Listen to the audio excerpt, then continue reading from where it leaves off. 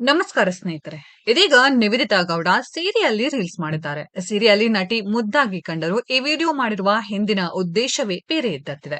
ಇದಕ್ಕೆ ಕಾರಣ ನೋಡಲು ಇದು ಸೀರೆಯಂತೆ ಇದ್ದರೂ ಇಲ್ಲಿ ತಮ್ಮ ಎಂದಿನ ಧಾರಾಳ ಪ್ರದರ್ಶನಕ್ಕೆ ಬೇಕಾದಷ್ಟು ಅವಕಾಶ ನೀಡಿದ್ದಾರೆ ನಟಿ. ಹೀಗೆ ಮಾಡಿದರೆ ಸಾಕಷ್ಟು ಟ್ರೋಲ್ ಆಗುವ ಮೂಲಕ ವ್ಯೂಸ್ ಚೆನ್ನಾಗಿ ಬರುತ್ತದೆ ಎನ್ನುವುದು ಅವರು ಇಲ್ಲಿಯವರೆಗೆ ಕಲಿತಿರುವ ಪಾಠ. ಇನ್ನೇನು ಟ್ರೋಲರ್ಸ್ಗೂ ಇದೇ ಬೇಕಾಗಿದೆ. ಎಂದಿನಂತೆ ಬಾಯಿಗೆ ಬಂದ ರೀತಿಯಲ್ಲಿ ಟ್ರೋಲ್ ಮಾಡಿರುವ ನೆಟ್ಟಿಗರು ನಟಿಗೆ ಒಂದೇ ಒಂದು ಪ್ರಶ್ನೆ ಕೇಳಿದ್ದಾರೆ. ಈ ಬಗ್ಗೆ ಮೊದಲಿನಿಂದಲೂ ಟ್ರೋಲರ್ಸ್ಗೆ ಈ ಪ್ರಶ್ನೆ ಇದ್ದದ್ದೇ.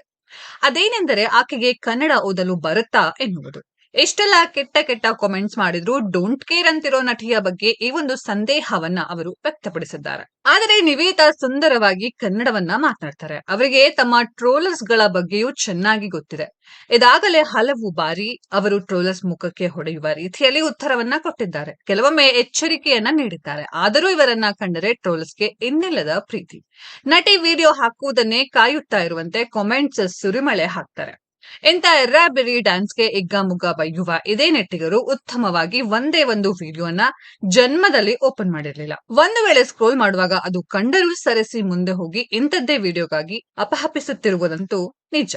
ಕೆಲ ದಿನಗಳ ಹಿಂದಷ್ಟೇ ನಟಿ ಬಾತ್ರೂಮ್ ಪ್ರೀತಿಯನ್ನ ಮತ್ತೆ ಮೆರೆದಿದ್ದರು. ಇದಾಗಲೇ ಹಲವಾರು ಬಾತ್ರೂಮ್ ವಿಡಿಯೋಗಳನ್ನ ಶೇರ್ ಮಾಡಿರುವ ನಿವೇದಿತಾ ಅಲ್ಲಿಯೇ ಮತ್ತೆ ಸ್ಟೆಪ್ ಹಾಕಿದ್ದರು. ಇದಕ್ಕೂ ಟ್ರೋಲ್ಗಳ ಸುರಿಮಳೆಯೇ ಆಗುತ್ತಿದ್ದರೆ ಮತ್ತೆ ಕೆಲವರು ಹಾರ್ಟ್ ಎಮೋಜಿ ಹಾಕಿದ್ದಾರೆ.